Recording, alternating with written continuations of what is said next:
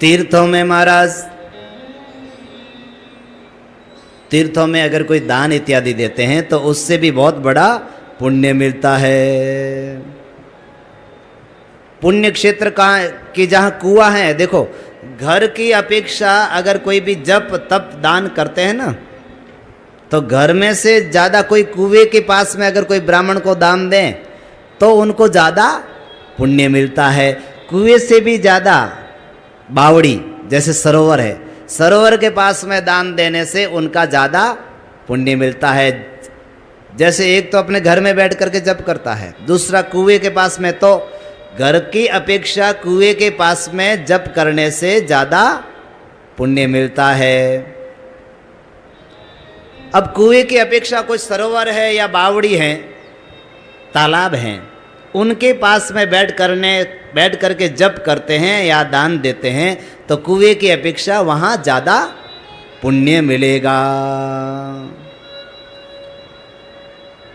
और उससे भी अधिक महाराज बोले जहाँ पर भगवान शिव के तीर्थ हैं,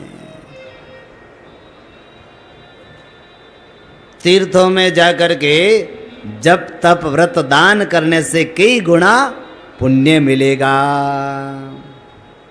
सूत जी ने प्रश्न किया, महाराज तीर्थों में सेवन कैसे, तीर्थों में कैसे व्यक्ति को रहना चाहिए, कैसे जाना चाहिए, क्या करना चाहिए,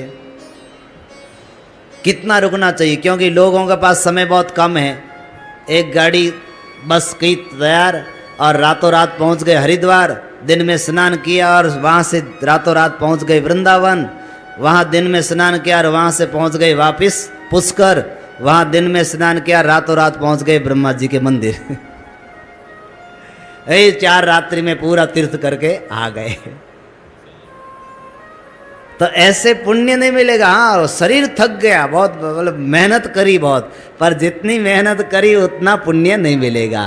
तो तीर्थों में वास कैसे करना चाहिए उसका सुंदर विधान बताते हैं कि भाई भगवान शिव के तीर्थ हो या कोई भी पवित्र तीर्थ हो, उस तीर्थ में कम से कम 7 दिन रुकना चाहिए। 7 दिन यानी 7 रात्रि वहाँ वास करना चाहिए। कब? वर्ष में एक बार, थे हो चौक महीने में एक बार, तो फिर तो सब घरों काम ही करा लेला। साल में एक बार वार्षिक सप्ताह तीर्थों में गुजारना चाहिए। भाई साल में 7 दिन तो कोई भी निकाल ही सकता है, एक साथ में निकालो या चाहे अलग अलग समय में निकालो, पर 7 रात्रि प्रवास तीर्थों में करना है।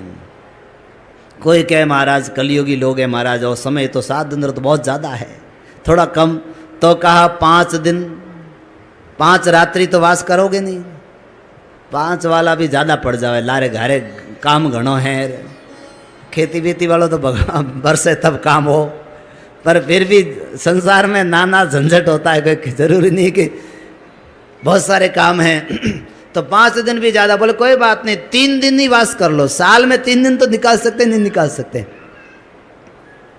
3 दिन तो कहीं भी तीर्थ स्थल के लिए निकाल ही सकते हैं। तो कम से कम 3 दिन तक तीर्थ में वास करना चाहिए।